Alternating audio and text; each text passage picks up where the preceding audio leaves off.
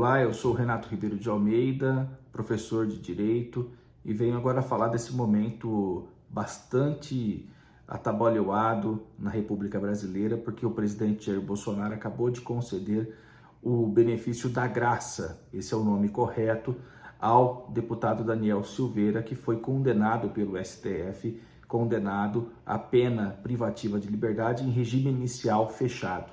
Então, uma pena bastante grave, além da perda do mandato como deputado federal, porque ele teve os direitos políticos suspensos.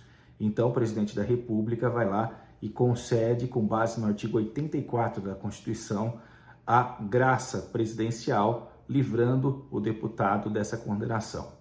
Quais são os problemas e quais são as repercussões disso? Primeiro, o presidente pode fazer o benefício da graça? Sim. Existe também o indulto, que é concedido a um grupo de pessoas, e no caso da graça, quando é concedido a uma pessoa individualizada.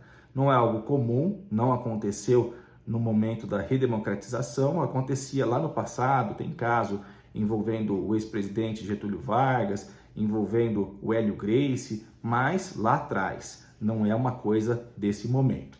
E o que acontece é que nós temos aí alguns problemas do ponto de vista formal, que serão levados evidentemente ao próprio Supremo Tribunal Federal. Do ponto de vista formal, nós temos a motivação, qual que é a teoria dos fatos determinantes, qual que é a motivação determinante colocada nesse decreto. O presidente, ao falar do decreto e ao começar o decreto, aqueles considerandos, ele fala sobre uma interpretação constitucional. A seu ver, o STF errou. Mas qual que é o problema? O sumo intérprete da Constituição é o STF, é justamente o Supremo Tribunal Federal que dá a última palavra sobre o que está colocado na Constituição, e não o presidente da República. Então o presidente da República está querendo fazer uma reinterpretação porque ele discorda da interpretação que o Supremo Tribunal Federal fez. Esse é um problema seríssimo, é um problema grave do ponto de vista formal, porque não compete ao presidente da República essa leitura. Então esse é o primeiro ponto. E o segundo ponto, ainda mais gravoso, é que nem começou a pretensão punitiva. Então a graça, ela interrompe a pretensão punitiva, o cumprimento, mas o processo nem transitou em julgado ainda.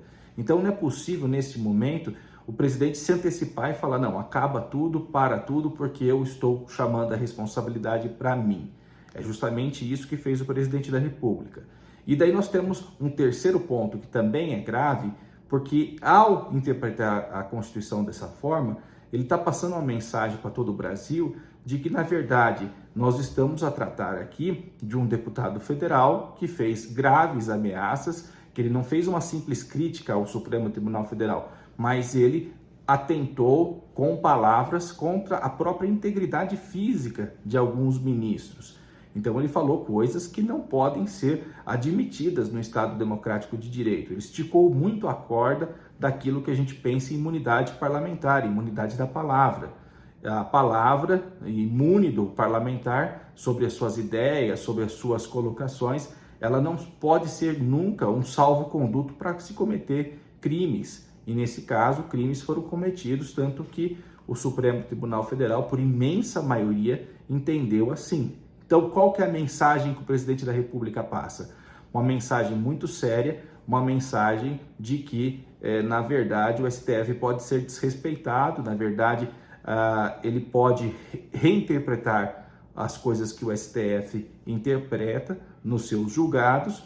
Isso pode abrir um precedente para que outras pessoas comecem a fazer manifestações ainda mais fortes contra o Poder Judiciário, especialmente o Supremo Tribunal Federal, especialmente num ano que nós temos tanta divulgação de fake news, tantas afrontas, tanta polarização. Isso é muito comum. Ele esticou a corda e com certeza intensificou a já começada crise institucional. É inimaginável no Brasil uma situação em que o Poder Executivo bate de frente com o Poder Judiciário, que bate de frente com o Poder Legislativo. Então isso mostra uma crise institucional sem precedentes na nossa história democrática brasileira. Isso vai ter, evidentemente, muito desdobramento, muitas coisas acontecerão dentro das próximas semanas, e eu entendo que essa decisão do Daniel Silveira foi apenas um mote para intensificar ainda mais a crise que nós temos já instalada institucional, em que o presidente questiona os poderes, questiona o Supremo Tribunal Federal, questiona o Tribunal Superior Eleitoral, questiona a modalidade de realização da eleição. Então são uma série de questionamentos que tendem a minar a própria credibilidade do Poder Judiciário. Bom, se você gostou desse vídeo, peço que você compartilhe, você mande para os seus amigos, familiares e também nos acompanhe seguindo no YouTube Renato Ribeiro de Almeida, nosso canal no YouTube, ou então o perfil renato.ribeiro de Almeida no Instagram. Vejo você nos próximos vídeos, com certeza voltaremos a falar também sobre esse assunto.